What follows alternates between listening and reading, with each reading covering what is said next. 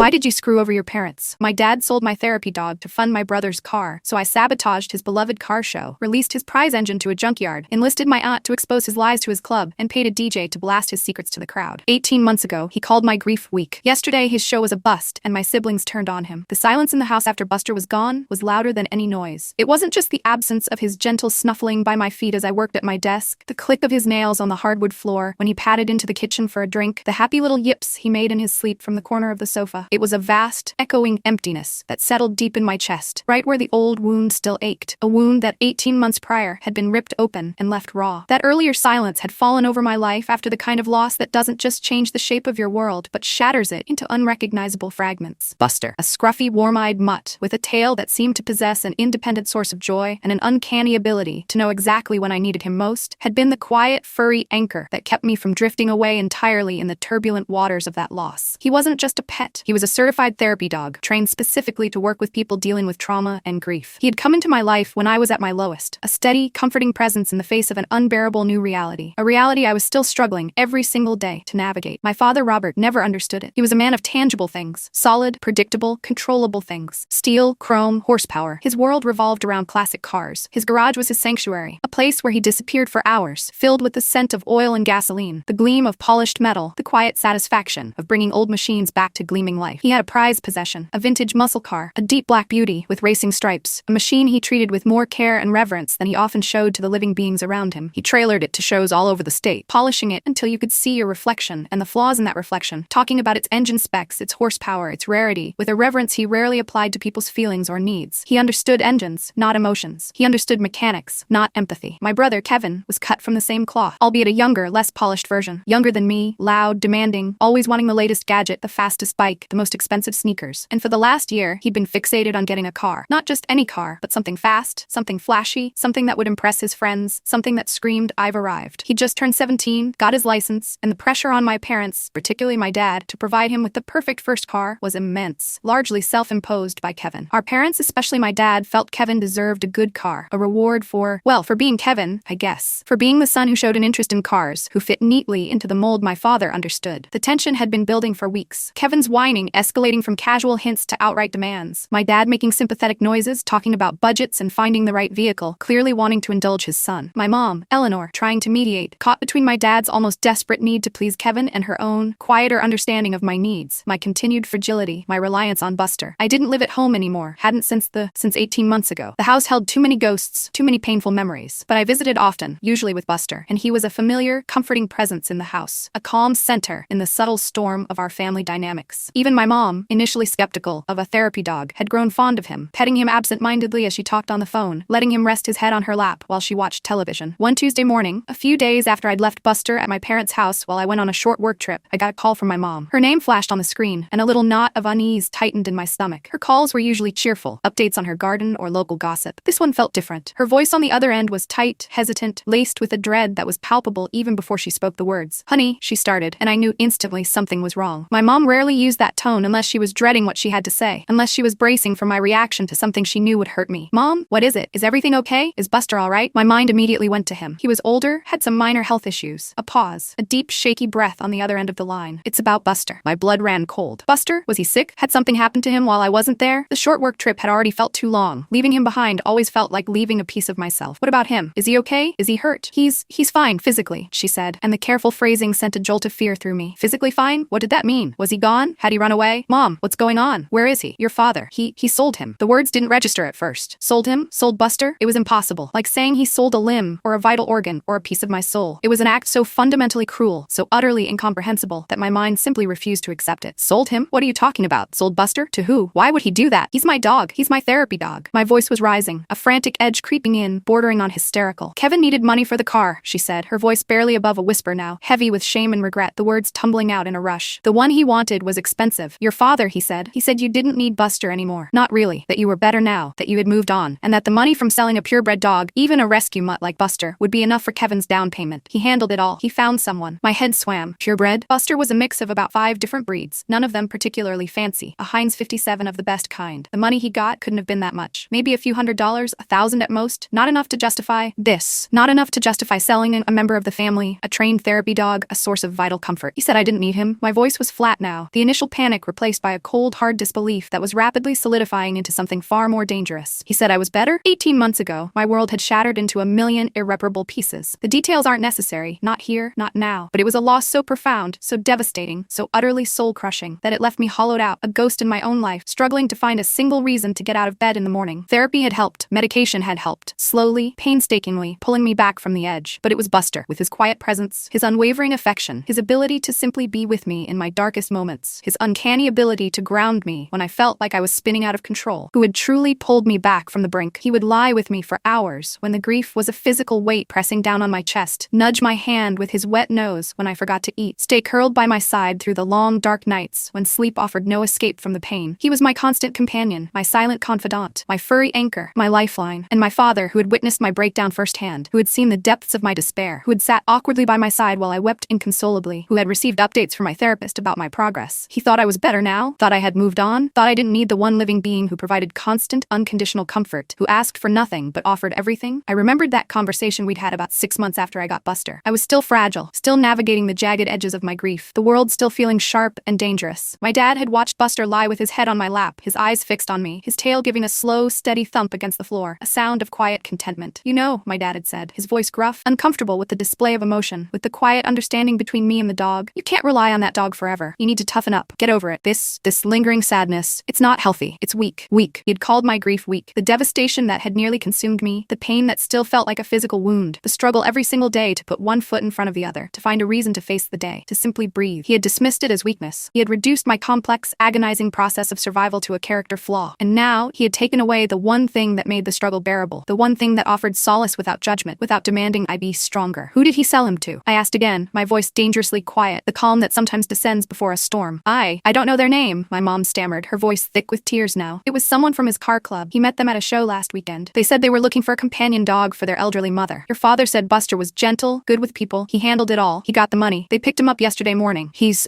gone, honey. Yesterday morning. While I was at work, sitting in meetings, answering emails, living my life, thinking Buster was safe, loved, waiting for my return, he was being handed over to strangers for money. Money for Kevin's car. A transaction. My father had reduced my therapy dog, my lifeline, to a commodity, traded him for a down payment on a car. The world outside the phone call seemed to fade away. The sounds of the city, the distant traffic, the laughter from a nearby park. It all became muted, unreal, like a television turned down low. The only reality was the cold, hard knot of pain and fury tightening in my gut, spreading through my chest, a burning, corrosive acid. My father, the man who valued chrome and steel, horsepower and market value, over emotional well-being, over the tangible, life-saving comfort a dog could provide, had sold my therapy dog, my lifeline after unimaginable trauma, to buy my spoiled brother a car, dismissing my profound, ongoing grief as weakness. In that moment, sitting alone in my apartment, the silence where Buster should have been deafening, the space by my feet achingly empty, something inside me snapped. It wasn't just hurt. It wasn't just anger. It wasn't even just grief for Buster. It was a cold, calculated resolve, a hard certainty that settled deep in my bones. They had taken something precious from me, something vital, something that was instrumental in my ability to function, to survive. Now, I would take something precious from them, from him, from Robert. My father's world was his cars. His identity was tied up in them, in the community of the car club, in the gleaming perfection of his prized possession, that vintage black muscle car. And the pinnacle of his year, the event where he shone brightest, where he received the most validation and admiration, was the annual classic car show he organized. A huge event that drew enthusiasts from all over the region, a showcase for his passion, his organizational skills, his prized vehicle. It was his domain, his kingdom. Destroying that would hit him where he lived, where he felt most powerful, most secure. It would hit him where it hurt the most. The plan formed slowly at first, a dark seed taking root in the fertile ground of my rage and pain. It wasn't about simple vandalism or petty revenge. It was complex, multi-layered, designed not just to inconvenience him, but to expose him, to humiliate him publicly, to strip away the carefully constructed facade of the respectable, successful man, to make him feel a fraction of the pain, the powerlessness, the public exposure he had inflicted on me by so casually discarding my needs and my most vital source of comfort. Step 1. The car show sabotage. This required access, precise timing, and a certain level of technical knowledge. Not enough to restore a classic car, but enough to know what made his prize car special, what was its heart and soul. Its engine, a meticulously restored, incredibly powerful engine that he bragged about constantly, detailing its specifications to anyone who would listen. Taking that away wouldn't just be damage, it would be castration, a symbolic removal of the very thing he valued most. I started researching junkyards. Not just any junkyard, but one that specialized in scrap metal, one where a valuable engine block would be quickly reduced to anonymous metal, melted down, untraceable, gone forever. I found one about an hour's drive away, known for its quick processing and its willingness to take in large metal items without asking too many questions. Getting access to the engine wouldn't be easy. The car was always locked, often alarmed, especially leading up to a show. It was his baby, but I knew his routines. I knew the layout of the garage. I knew his security system had blind spots, areas not covered by the motion detectors. And I knew where he kept the spare keys to the car and the garage, hidden in a magnetic box disguised as a rock, tucked under a specific, slightly chipped garden gnome near the back door. It was a childish hiding place, one he'd used since I was a kid, a detail I'd always found endearing in its predictability until now. Now it just felt like another vulnerability I could exploit. The day I decided to execute this part of the plan, I drove to my parents' house in the middle of the afternoon when I knew they'd both be at work, Kevin at school or with friends. My heart was pounding, a frantic, heavy beat against my ribs, a mix of fear and grim determination. I found the spare key, my hand trembling slightly as I reached under the ceramic gnome's chipped hat. The metal box was cold and damp. I unlocked the back door, slipped inside the quiet house, the air smelling faintly of my mother's lavender potpourri. I went through the house to the connecting door to the garage. I unlocked it and stepped inside. The black car sat under its custom-fitted dust sheet, silent, powerful, the object of my father's misplaced affection and the symbol of everything I resented. Pulling the engine wasn't something I could do alone. It required tools I didn't have and strength I lacked. It was a massive piece of machinery, but I knew someone who could help. An old friend from high school, Mike. He ran a small mechanic shop on the outskirts of town, a place known for its discretion, a no-questions-asked kind of place for certain types of jobs. Mike owed me a favor from years ago, something I'd helped him out with that had kept him out of a lot of trouble, something that had made him promise me he was good for anything, anytime. I called him. Mike, I need your help. Tonight, no questions asked. It's complicated, and it involves a car engine. He agreed, his voice calm and steady, sensing the urgency and the unspoken weight in my tone. He arrived at the house after dark, a large, nondescript van discreetly parked down the street, out of sight of the neighbors. We worked in the dim light of the garage, using powerful flashlights, the air thick with the smell of oil, gasoline, and my own nervous sweat. Mike was efficient, professional, moving with a quiet competence that was reassuring. He understood cars, understood engines, understood how to dismantle them. He didn't ask why I was doing this, why I was dismantling my father's prized possession, the car he knew my dad was obsessed with. He just worked, his movements precise and economical. It took hours. The engine was heavy, complex, bolted in tight with dozens of connections and mounts, but eventually, with the help of Mike's tools and expertise, it was free. A massive block of metal, gleaming dully in the limited light, sitting on a hydraulic lift. Getting it into Mike's van was another challenge, requiring careful maneuvering and the use of a heavy-duty hoist. By the time we were done, the garage looked subtly different, an emptiness beneath the hood of the black car that only my father, with his obsessive knowledge of the vehicle, would immediately notice. We cleaned up as best we could, wiping away fingerprints, leaving no obvious signs of forced entry. Mike drove the engine to the junkyard that night. He watched it being weighed, tagged with a number, and moved by a forklift towards the crushing area, a vast mountain of twisted metal. He sent me a picture later, a grainy photo taken with his phone, of the engine block on a conveyor belt, heading towards oblivion. It wasn't a trophy, just confirmation. Confirmation that a piece of my father's heart, the mechanical heart of his obsession, was about to be reduced to anonymous scrap metal. Gone forever. Step 2. Exposing the lies. My father hadn't just sold Buster. He'd spun a narrative around it. To my mom, to Kevin, probably to the person he sold Buster to. He'd convinced himself and tried to convince them that it was a rational decision, a necessary sacrifice for Kevin's future, a practical solution to a financial need. And most infuriatingly, he'd convinced himself, or pretended to, that my need for Buster was exaggerated, a sign of lingering weakness I needed to overcome. He was a master of self-deception, of crafting convenient truths that fit his worldview and justified his actions. His car club was his second family, his chosen community. These were the men he spent hours with, talking cars, showing off his prized possession, basking in their admiration and respect. Their opinion, their approval, meant the world to him. Exposing the truth to them, to the people whose respect he craved most, would strip away his carefully constructed image, his identity as the knowledgeable, successful, admirable car enthusiast. This is where my Aunt Carol came in. Carol was my mother's younger sister, a fiercely independent woman who had always seen through my father's bluster and ego. She was sharp, witty, and possessed a moral compass that pointed true north. She loved me fiercely, had been a huge support after my trauma 18 months ago, offering practical help and quiet comfort. She also had a soft spot for Buster, who always greeted her with enthusiastic tail wags and would rest his head on her lap whenever she visited. She knew how much Buster meant to me, how vital he had been to my recovery, how he had filled the silence and the emptiness. She also knew, firsthand, about my father's dismissive attitude towards anything he couldn't understand or control, especially emotions, especially vulnerability. I called Carol. I didn't sugarcoat it. I told her everything. About Buster being sold, about Kevin's car, about my father's justification, about his calling my grief weak. I expected shock, anger, sympathy. I got all of that, but also a steely resolve that mirrored my own. He did what? She asked, her voice initially quiet, disbelieving, the question rhetorical because she knew I wasn't lying. He sold that dog? Your therapy dog? For Kevin's car? After everything you went through? After everything Buster did for you? Yes, I said, the word raw, the pain fresh again, just speaking the words. And he thinks I was just being weak, that I should be over it by now. Weak? Carol's voice rose now, laced with a cold fury that matched and amplified my own. He wouldn't know strength if it hit him like a Mack truck. What he did, that's not just thoughtless, that's cruel. To you, and to that poor dog who loved him too, who was part of that family. And to dismiss your pain like that, it's unforgivable. I told her my plan. About the car show, about the engine, about wanting to expose the truth to everyone who admired him. When I got to the part about needing someone to talk to his car club, to tell tell them the real story, the unvarnished truth about why Buster was gone and what it said about my father's character. She didn't hesitate for a second. "I'll do it," she said immediately, her voice firm. "Those old fools who worship him in his car, they need to know the kind of man he really is. The kind of man who would sell his daughter's therapy dog, her lifeline after trauma, the dog that helped her heal, to buy his spoiled son a status symbol. I'll tell them exactly what he did and why. I'll make sure they understand the kind of man they've been admiring." Carol was a force of nature when she was angry, especially when she felt someone she loved had been wronged. I knew she wouldn't pull any punches. She was a respected figure in the extended family, well-liked, and her word carried weight. She wasn't involved in the car world, which gave her an outsider's perspective, a credibility that couldn't be dismissed as club politics. If she told the car club members what my father had done, they would listen, and they would see him differently. His carefully cultivated image would begin to crack. Step 3. Broadcasting the secrets. The car show wasn't just a gathering, it was a public event. Hundreds, sometimes thousands of people attended. Car enthusiasts, families, local residents. My father, as the organizer, would be front and center, giving speeches, presenting awards, basking in the glory of his creation and his prized vehicle. I wanted the truth to reach everyone, not just his inner circle. I wanted his humiliation to be as public as his cruelty had felt to me. This required a microphone, a sound system, and someone willing to use them at the right moment. The car show had a DJ, a local guy who played classic rock throughout the day and made announcements about schedules, events, and eventually the awards. I tracked him down through the show's website. His name was Tony. He was a gruff but fair man, known for his love of old cars, his dry wit, and his no-nonsense attitude. I called Tony and arranged to meet him at a diner a few towns over, away from prying eyes and ears. I told him I had a story, a truth that needed to be told at the car show, a truth about the organizer, Robert. I didn't reveal everything at first, gauging his reaction. I talked about my father, about his reputation, about something important he was hiding, something that contradicted the image he presented to the world. Tony was skeptical but intrigued. He'd known my father for years, seen his dedication to the show, his almost obsessive pride in his black car. He was a man who appreciated honesty and authenticity, and he sensed I had something significant to share. "What kind of truth are we talking about?" Tony asked, sipping his coffee, his eyes assessing me. "Something that'll cause a stir? Something that's relevant to the show? Something that will show everyone the kind of man he really is," I said, my voice steady. "Something that involves a deep betrayal, a cruel act disguised as practicality. And yes, it's relevant. It's about the price of that black car he's so proud of, or rather, the price paid for the car it helped fund." I explained about Buster, about him being my therapy dog after a major trauma, a trauma that was well known in the community, even if the details weren't public knowledge, about my father selling him for Kevin's car, about his calling my grief weak. I watched Tony's face as I spoke, detailing the timeline, the context, the devastating impact of my father's actions. The initial skepticism faded quickly, replaced by a look of growing disbelief, then anger, then a quiet, simmering indignation. Tony was a dog lover. He had a big, slobbery golden retriever he doted on, pictures of which he often shared on social media. The idea of selling a therapy dog, a dog that helped someone through profound trauma, for a car, it clearly hit a nerve, a deep chord of empathy and outrage. "He did that?" Tony said, his voice low, his eyes fixed on mine. "Sold your therapy dog? The dog that helped you after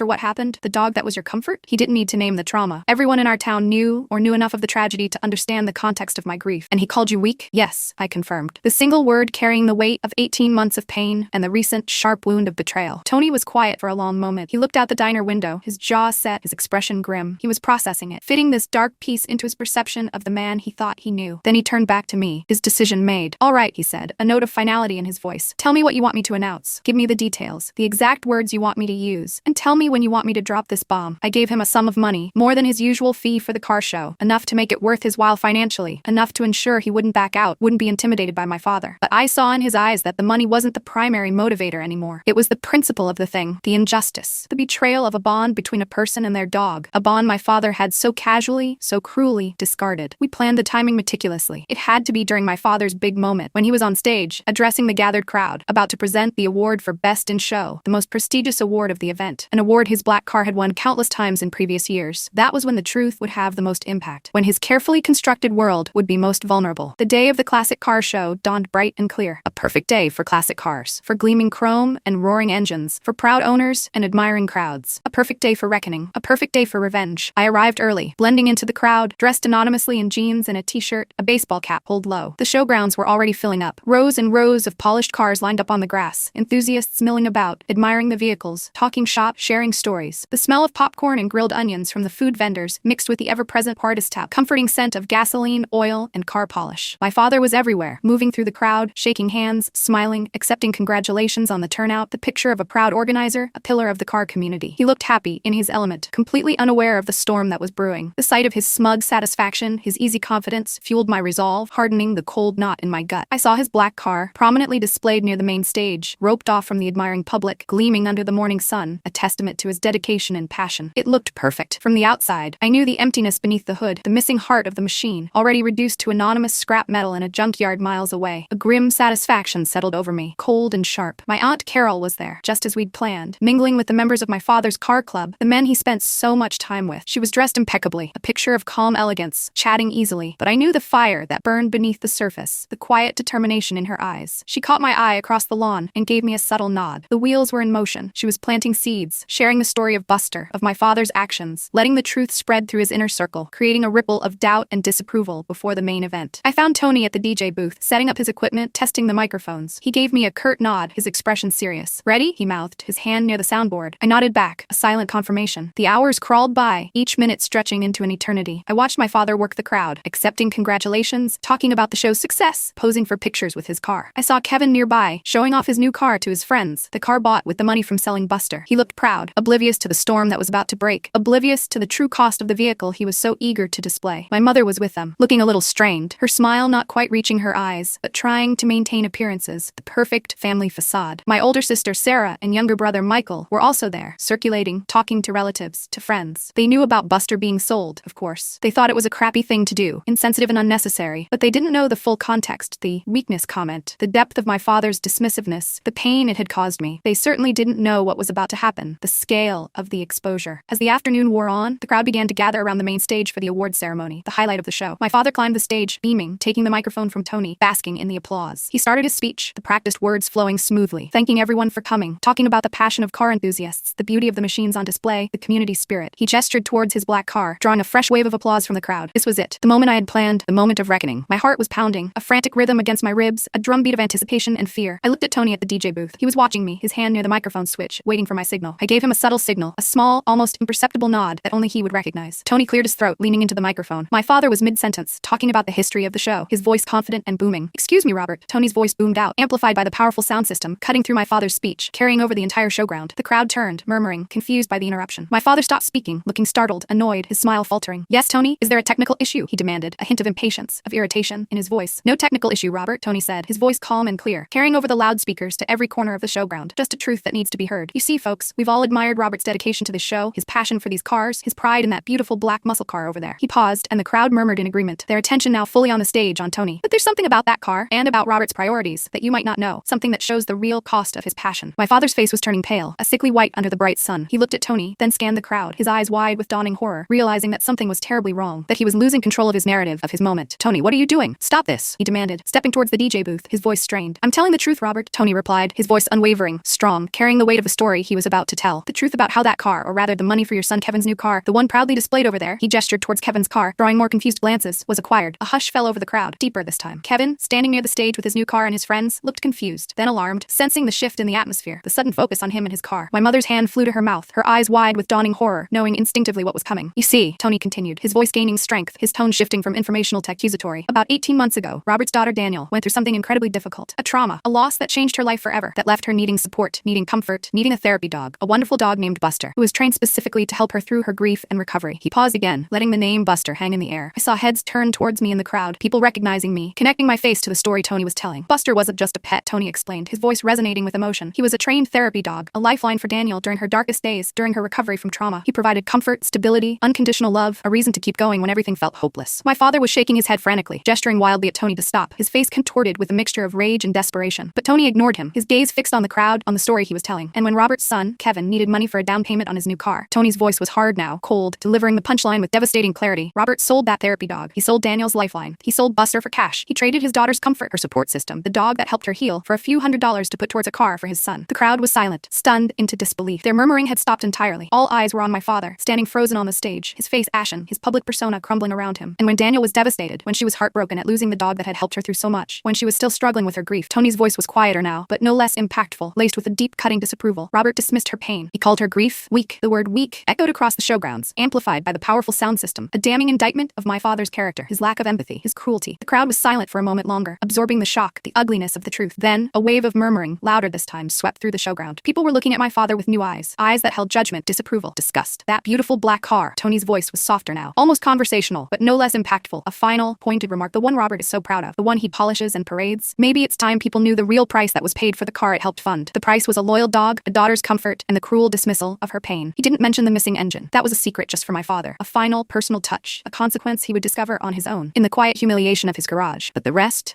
was out. The truth about Buster, about Kevin's car, about my father's cruelty, broadcast to everyone who admired him, everyone he sought validation from, everyone who attended his precious car show. The fallout was immediate and chaotic. My father stumbled back from the microphone, speechless, his face a mask of shock, humiliation, and sputtering rage. Members of his car club, the men who had just been applauding him, were staring at him, their faces ranging from disbelief to disgust, their admiration visibly draining away. Whispers erupted, spreading through the crowd like wildfire. The story of the therapy dog sold for a car, of the father who called his grieving daughter weak. People started to leave, the festive atmosphere evaporating instantly, replaced by an uncomfortable tension, a palpable sense of scandal. The car show, his pride and joy, the culmination of his year's efforts, was effectively over, a complete bust, a public disaster. I saw Kevin standing by his new car, his face red with embarrassment and anger, not at me, but at our father, at the unwanted spotlight, at the revelation of the true cost of his vehicle. He looked at my father on the stage, a figure of public shame, then at me in the crowd, a dawning understanding in his eyes. He hadn't known the full story, hadn't known the depth of what his new car had cost me, the pain inflicted, the cruelty involved. My mother rushed towards the stage, her face a mixture of horror and despair, her worst fears realized. She knew the truth, had tried to dissuade my father, had argued with him, but she had been powerless to stop him. Now his actions, and her inability to prevent them, were exposed to the world. My older sister Sarah and younger brother Michael found me in the crowd. Sarah's eyes were wide with shock and a dawning understanding of the depth of my father's cruelty. Michael looked furious, his usual easygoing demeanor replaced by a hard edge, but his anger wasn't directed at me. He actually did that? Sarah whispered, her voice trembling, her gaze fixed on our father being led away from the stage by a few stunned, uncomfortable club members. He sold Buster, your therapy dog, for Kevin's car, and called you weak? I didn't realize. Yes, I said, my voice steady, devoid of emotion. The trembling that had started on the phone call weeks ago had stopped. The cold resolve remained, a solid core in the storm. Yeah, Dad, that was a low blow, a really low blow, Michael said, looking towards the stage with disgust. Selling her dog, the dog that helped her after everything, and calling her weak? What the hell is wrong with him? Kevin, humbled and ashamed, had joined them, standing silently, unable to defend himself or our father. He finally understood the true cost of his new car, the moral bankruptcy it represented. Later that day, back at my mother's house, the real storm hit, confined within the walls of our supposedly respectable family home. My father was raging, not about the ruined show, not about the lost engine he had yet to discover was gone, but about the public humiliation, about my betrayal, about the damage to his reputation. He screamed, he accused, he demanded to know how I could do this to him, his own daughter, how I could air our dirty laundry in public, how I could be so cruel. And my siblings turned on him. Sarah, usually the peacemaker, the one who avoided conflict, confronted him with a quiet fury I'd never seen before. How could you, Dad? How could you sell Buster? After everything Daniel went through, he wasn't just a dog, he was her therapy dog. He helped her when you couldn't, when you didn't even seem to want to. And to do it for Kevin's car? It's